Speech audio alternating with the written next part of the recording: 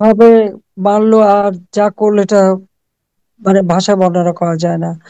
আমি খালি এটুকু বলতে পারি, আমরা দুই বোনও তো বাপ মা সব হারাইছি, কাজে আমাদের আপনাদের কষ্টটা আমরা বুঝি।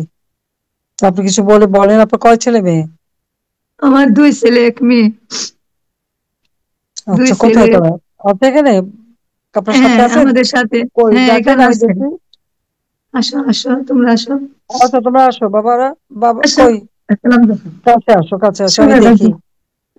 সারা। সারা আসো। এই যে এখন তো আসসালামু আলাইকুম। জি, ওয়ালাইকুম আসসালাম। আমি দেখতেছি আপনাদেরকে। ও ছোট্ট মেয়ে। হ্যাঁ, মেয়েটা ছোট, সবার ছোট হয়েছে মেয়েটা। সবার ছোট, মেয়েটা তো বাবার হ্যাঁ। জন্য অনেক কাঁদে। ইস। এক আদরের মেয়ে ছিল, ওই যাওয়ার সময় খাওয়াই গেছে। আর বাড়িতে ফিরে আসতে পারে, এরা যেভাবে মারছে, ওনাতে আমরা সর্বহারা সবকিছু।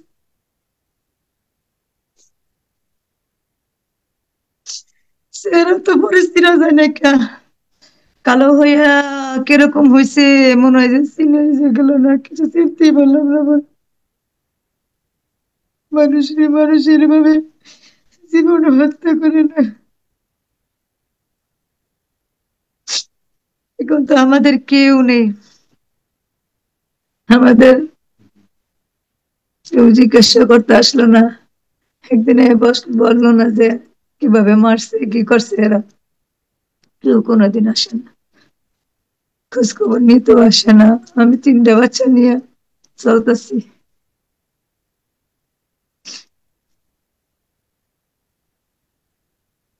আল্লাহ, আপনি একটু দেখেন আমার ছেলে মেয়েদেরকে।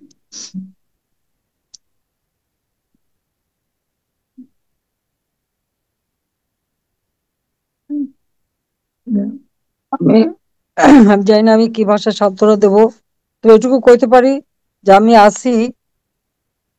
আমি অবশ্যই এই বিচার ইনশাআল্লাহ একদিন করবই করবো। আর যতই দায় মুক্তি দিক, এই হত্যার দায় মুক্তি হয় না, হত্যার বিচার হয়। আমার বাবা মা ভাই, তিন ভাই, তার সবাইকে যখন হত্যা করেছিল তাদেরকেও দায় মুক্তি দেওয়া হয়েছিল, কিন্তু আমি আল্লাহর রহমতে এসে তাদের বিচার করেছি ইনশাল্লাহ। এই পুলিশ হত্যার বিচারও আমরা করব একদিন, খালি দোয়া করেন। আমি বিচার করবো, আর আমি সবসময় দোয়া করি বাচ্চাদের দেখাশোনা করেন।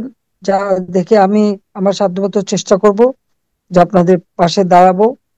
আমাদের তো সব নেতাকর্মীর বিরুদ্ধে মিথ্যা মামলা দিয়ে হয়রানি, যে কেউ যে দাঁড়াবে, দেখা দেখা করবে, কেউ তো নাই। আমাদের তো প্রায় 400-500 নেতা হত্যা করেছে, প্রায় 3-4 হাজার এখন তাদেরকে গুম করে ফেলছে, জানিও না তাদেরকে গ্রেপ্তার করছে শুনছি, কিন্তু কোনো হদিস আত্মীয় স্বজন পাচ্ছে না। এরকম অরাজকতা, এত অন্যায়, এত অবিচার আল্লাহ সইবে না।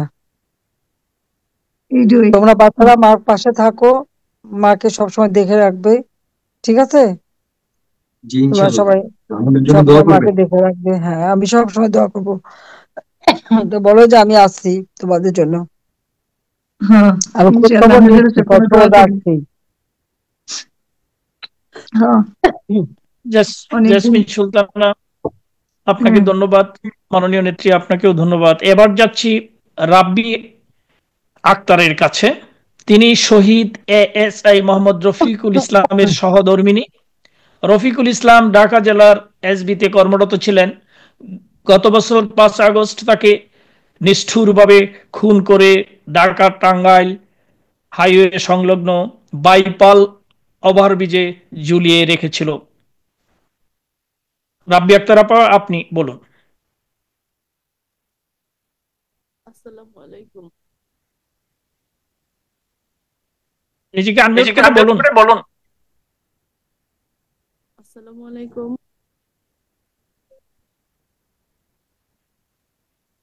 জি, আপনি জি, বলুন, আপনি একটু বলুন, জোরে একটু বলুন। জোরে বলুন। হ্যালো, আসসালামু আলাইকুম। আপনার কিছু আপনার বলবেন? কিছু বলবেন?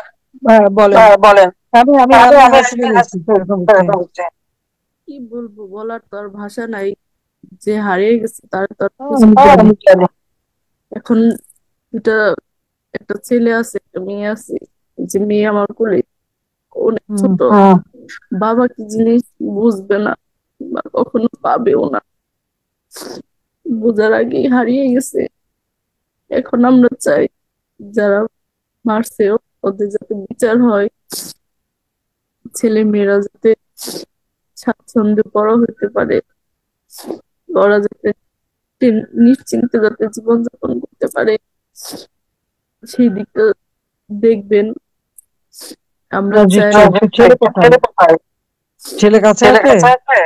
না, ছেলে কাছে নাই, ছেলে আমার আম্মুর কাছে থাকে, স্কুলে পড়ে ও তো আচ্ছা। আমার আম্মুর কাছে।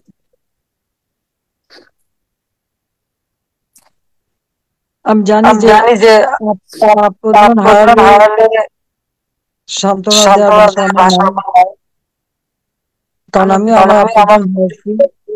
আমাদের তবে দেখার ধৈর্য মতো ধরো, সবর করো,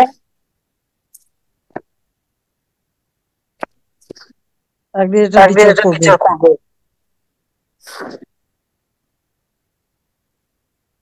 ইনশাল্লাহ বিচার হবে। আর ছেলেকে যাতে মানুষ করতে পারেন, তার জন্য আমার তরফ থেকে যা দরকার আমরা করবো। একটু সময় লাগবে। ওদের জন্য দোয়া করবেন যাতে ওরা মানুষের মতো মানুষ হইতে পারে। হ্যাঁ, নিশ্চয়ই দোয়া করি। ভালো থাকেন। আল্লাহ সবর দিক, সেই দোয়া করি।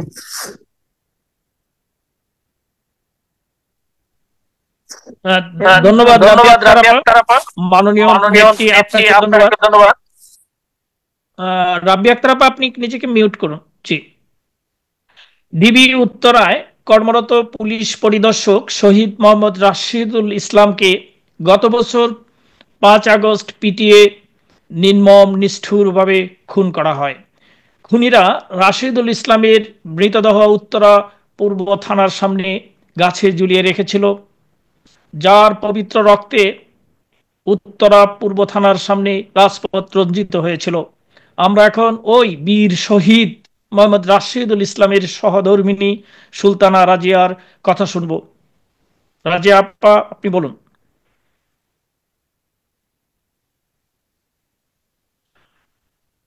সুলতানা রাজিয়া, আপনি নিজেকে আনমিউট করুন।